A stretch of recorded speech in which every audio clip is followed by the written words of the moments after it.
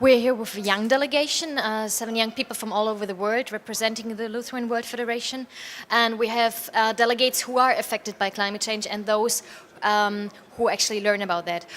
We see that the conversation are not really pushing for a meaningful outcome. That's why we have decided to call for a fast.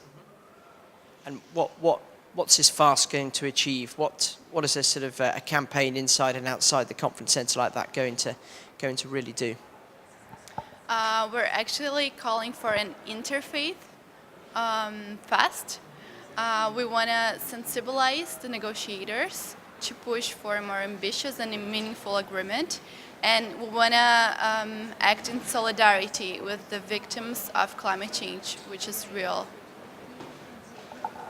And give me some more details about your fast. How many people are going to be taking part? Do you know how many countries are going to be involved? Yes, we get news that the heads of our organization, the General Secretary as well as the President of the Lutheran World Federation are fasting today in Geneva and in the Holy Land. We have the Vice Presidents of our organization in Europe, North America, Africa and Asia fasting today. The Lutheran Polish bishop and all his bishop's office are fasting today, and we started on social media to follow, to track people who are fasting until the end of this COP. So there will be hundreds, thousands, we don't know yet how many will follow this call. We ourselves are fasting as well. We have a chain of fast in our delegation, so we have people fasting right now, and we will follow in the next days. And what have you made about the level of youth interaction in this process? Have you been pleased by the amount of access you've got to, I don't know, senior officials or negotiators?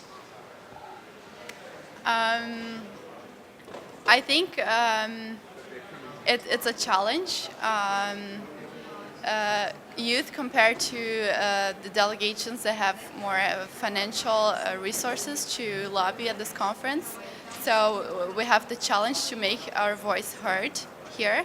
But I think that through YUNGO, which is the youth constituency of the UNFCCC, we have a good chance to bring our voice forward. I guess a final point in terms of the association of churches getting involved. Do you think it's important that we see churches and other groups outside this process really making their voices heard, not just inside here, but I guess to their congregations around the world? What difference do you think that will make? Well, we think it's crucial that religious organizations, faith-based organizations take up this issue. Many do already, but we have to acknowledge that 80% of the world's population are believers in one way or another. That is why we have come to this interfaith agreement that we call to fast.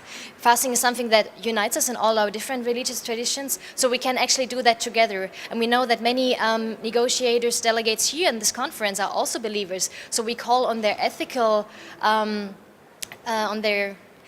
dimension to join that fasting and to take a step back, to reflect on what is going on, to be in solidarity with those who suffer at the moment, like in the Philippines, and come to a meaningful outcome of this conference.